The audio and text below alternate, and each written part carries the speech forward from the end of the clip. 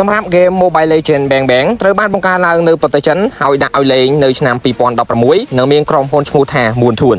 សម្រាប់ Game Free Fire ត្រូវបានបង្កើតឡើងនៅប្រទេសសិង្ហបុរីហើយដាក់ឲ្យលេងនៅឆ្នាំ 2017 នៅមានក្រុមហ៊ុនឈ្មោះថា Garena សម្រាប់ Game PUBG ត្រូវបានបង្កើតឡើងនៅប្រទេសកូរ៉េខាងត្បូងហើយដាក់ឲ្យលេងនៅឆ្នាំ 2017 និងមានក្រុមហ៊ុនឈ្មោះថា Krafton សម្រាប់ Game Honor of King ត្រូវបានបង្កើតឡើងនៅប្រទេសចិនហើយដាក់ឲ្យលេងនៅឆ្នាំ 2015 នៅមានក្រុមហ៊ុនឈ្មោះថា Tencent Game សម្រាប់ Game Roblox ត្រូវបានបង្កើតឡើងនៅសហរដ្ឋអាមេរិកហើយដាក់ឲ្យលេងនៅឆ្នាំ 2006 នៅមានក្រុមហ៊ុនឈ្មោះថា Roblox Corporation សម្រាប់ Game Clash of Clans ត្រូវបានបង្កើតឡើងនៅប្រទេសហ្វាឡង់ហើយដាក់ឲ្យលេងនៅឆ្នាំ 2012 នៅមានក្រុមហ៊ុនឈ្មោះថា Supercell សម្រាប់ Game Hayday ក៏ដូចគ្នាក៏ត្រូវបានបង្កើតឡើងនៅប្រទេសហ្វាឡង់ហើយដាក់ឲ្យលេងនៅឆ្នាំ 2012 នៅមានក្រុមហ៊ុនឈ្មោះថា Supercell សម្រាប់ Game Magic Gogo ត្រូវបានបង្កើតឡើងនៅប្រទេសចិនហើយដាក់ឲ្យលេងនៅក្នុងឆ្នាំ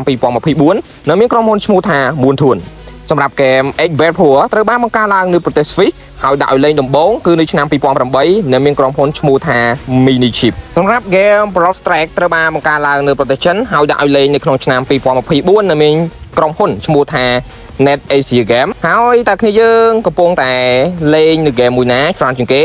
ហើយសម្រាប់គ្នាយើងណាដែលត្រូវការ top up នៅ game ទាំងនេះក៏ដូចជា game ជាច្រើនប្រភេទផ្សេងទៀតដែលល្បីៗនៅប្រទេសកម្ពុជាហើយរកនៅកន្លែង top up គ្មានក៏កុំភ្លេចណាជាមួយនឹង website admin ដែលមានឈ្មោះថា Thon Game Store ហើយសម្រាប់គ្នាយើងដែលត្រូវការលម្អិតអាចឆានមកកាន់ admin ផ្ទាល់បានហើយសម្រាប់ game ខ្លះគឺយើងមិនអាចធ្វើការ top up ដោយ ID បាននោះទេបាយបាយកុំភ្លេច share នៅវីដេអូម្នាក់មួយផងណាបើគិតថាវីដេអូមួយនេះល្អ follow for more